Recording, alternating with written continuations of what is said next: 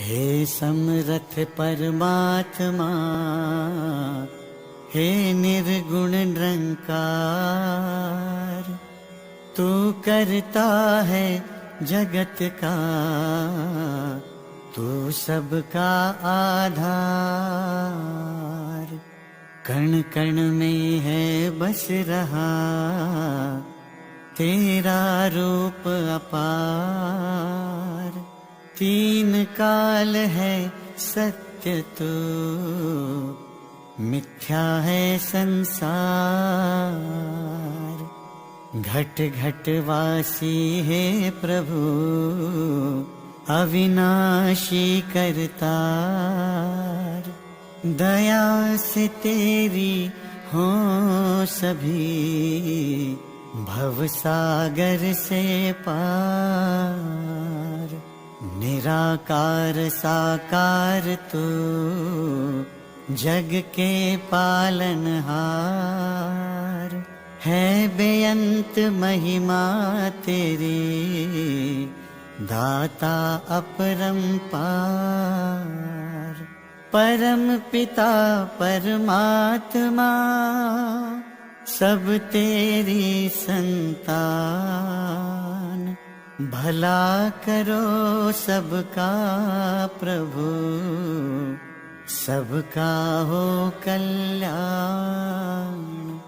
भला करो सबका प्रभु, सबका हो कल्याण।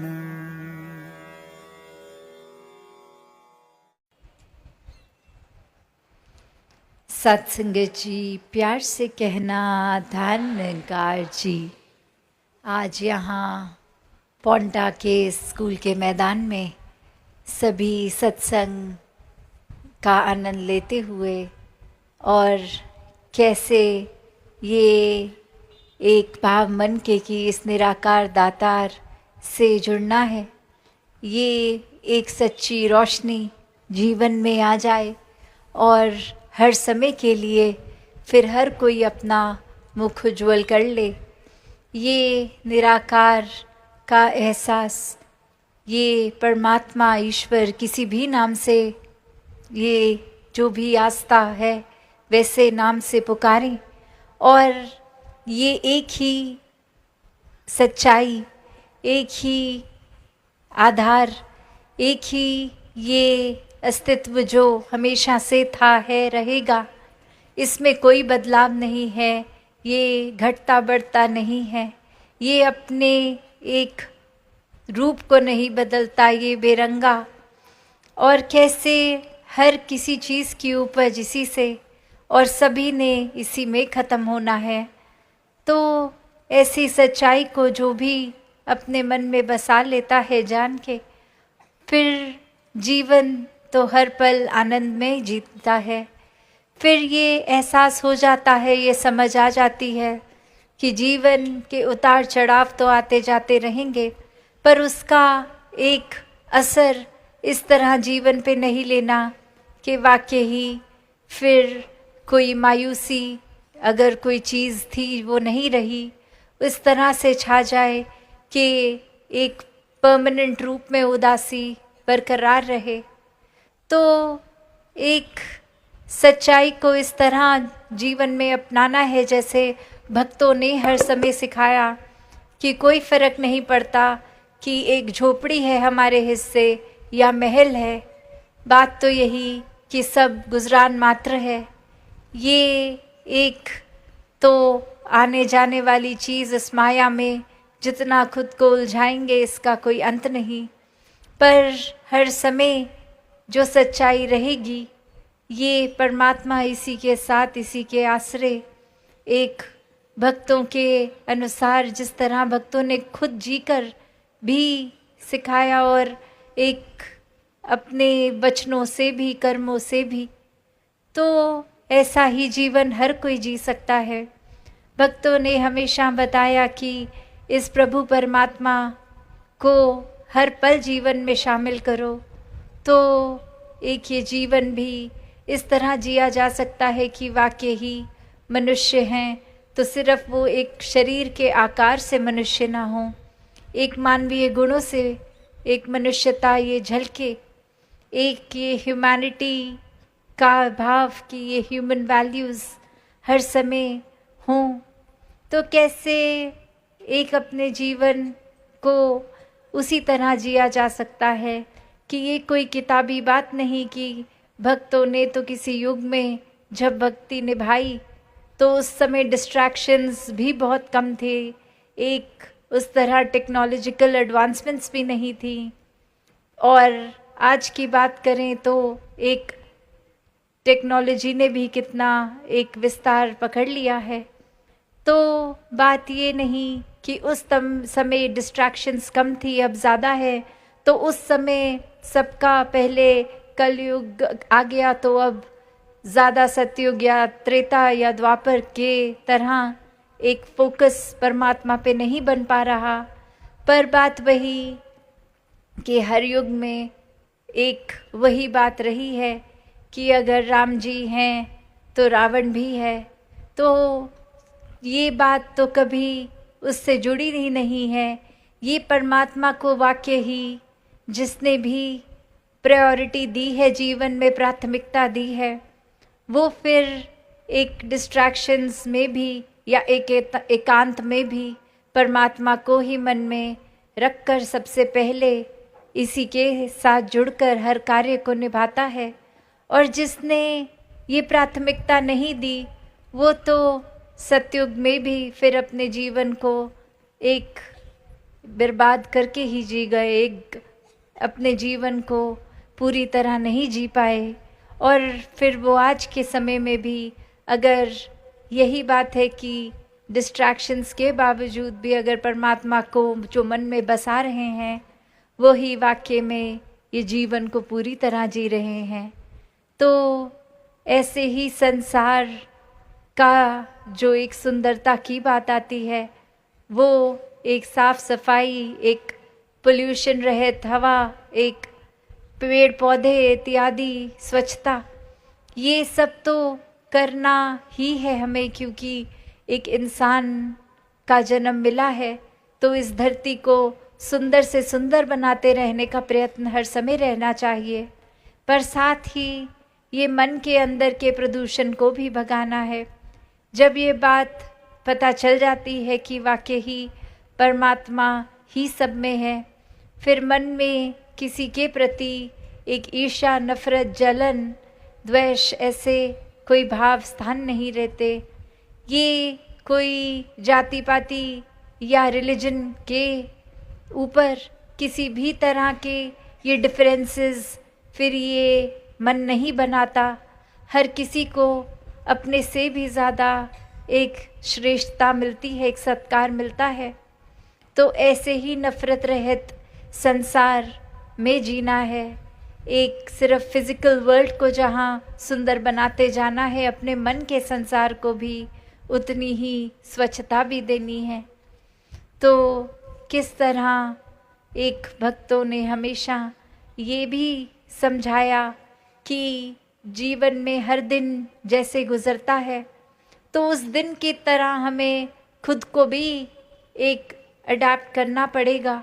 एक अपने आप को इतना रिजिड, एक इतना पक्का एक ही नज़रिए को बांध के रख लें कि बिल्कुल भी ये फ्लेक्सिबिलिटी ना दिखाएं कि ज़रूरी नहीं हमारा ही नज़रिया सही नज़रिया है, दूसरों के नज़रियों को, उनकी बात को भी अपनाना है, खुद को उस तरह मोड़ना है अगर लगे कि हाँ किसी और की बात भी ठीक है।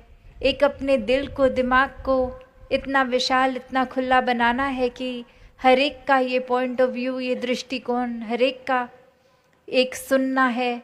और वाकई ही सिर्फ एक सुनने के लिए ही नहीं, वाकई ही दिल से सुनने के लिए सुनना है।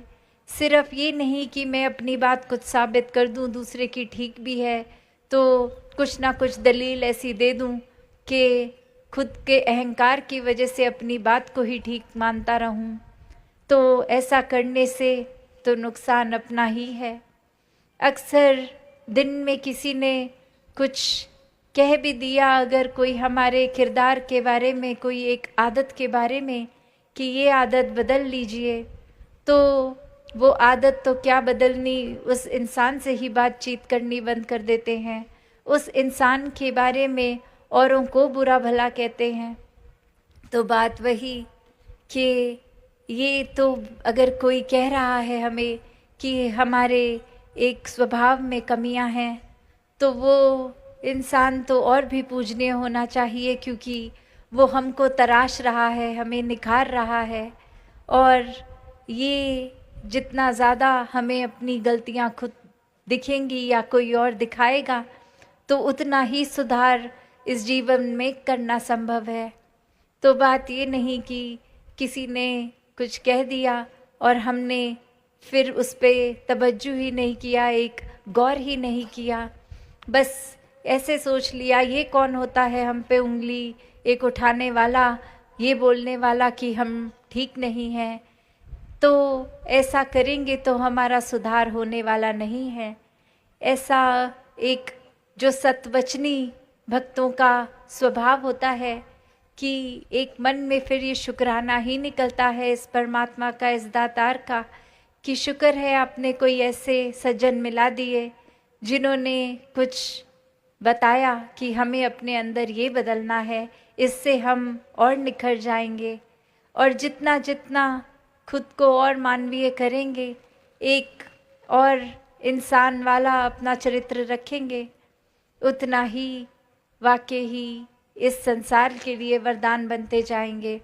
फिर मन में हर एक के लिए वाकई ही ये परमात्मा का निवास हर समय का रहकर और पूरे ही मानवता की सेवा के लिए ये मन भी अर्पित रहेगा।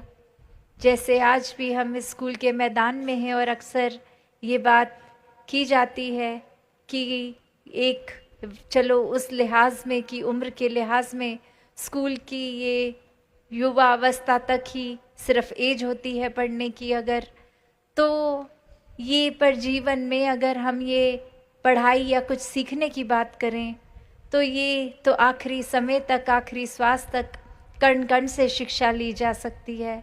कैसे एक बात वो नहीं कि हम किसी वजह से ऐसे कहने लायक नहीं हैं कि हमें किसी ने कुछ सिखाया नहीं इसलिए नहीं सीखे, वो तो कहीं भी नज़र घुमा लें तो हर चीज़ से शिक्षा है। कि एक छोटी सी अगर घास को ही देख लें तो कितनी भी आंधी आए वो अपनी जगह से टूटती नहीं है, क्योंकि वो अपनी जड़ों से ऐसी जुड़कर एक अपने स्वभाव में इतनी लचक, इतनी फ्लेक्सिबिलिटी रख रही है कि हवा का रुख आते ही खुद को मोड़ रही है।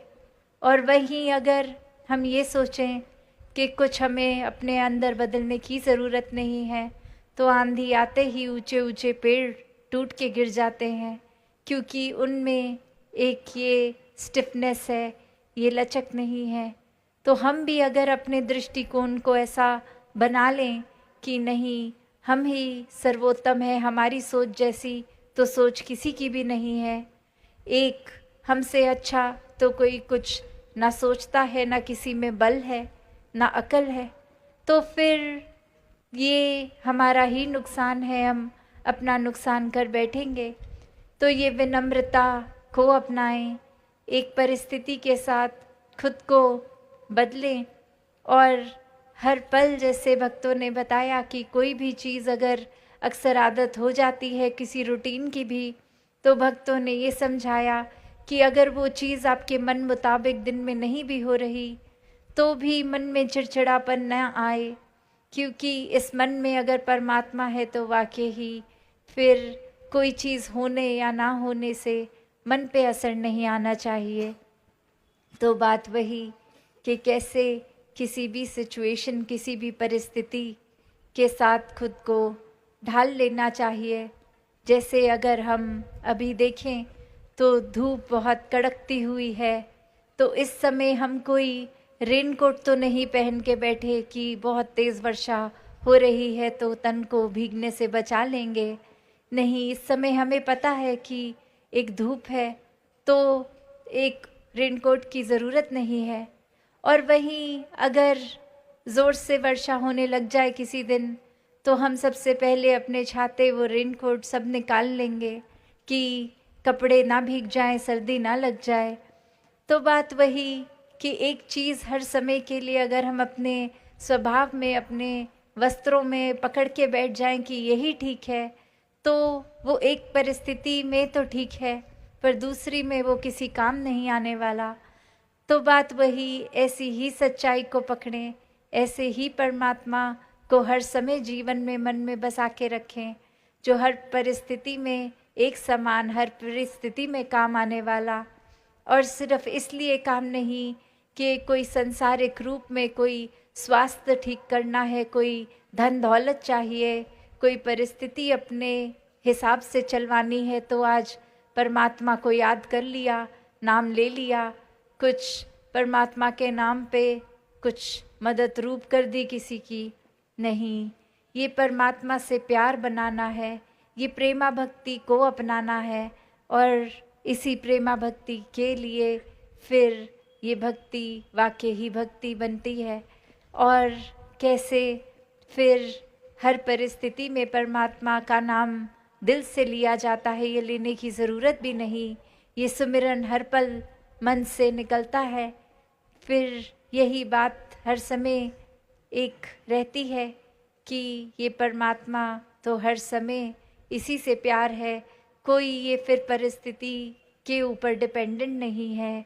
ये तो एक आनंद की अवस्था भक्तों की, कि फिर ये दुख सुख से ऊपर उभर जाते हैं, ये तो फिर सुकून में जीते हैं, ये अपने मन को इतना विशाल बना लेते हैं कि ये ब्रह्म ज्ञान की दात जो मिली, जो निराकार हिस्से है, ये निराकार के अंदर और अपने आप को एकमिक करते हुए ये सोच का विस्तार इस तरह कि ये और एहसास बनता जाए, ये हर रूप में भक्त फिर पॉजिटिव एक तरीके की ऊपर विस्तारित ही चलते हैं। तो दातार कृपा करे हर किसी पे की सेवा सुमिरन सत्संग करते हुए हर कोई इस दातार, इस निराकार को प्राथमिकता बना के अपने जीवन को भक्तिमय करता जाए। सात संगत जी, धन्यवाद जी।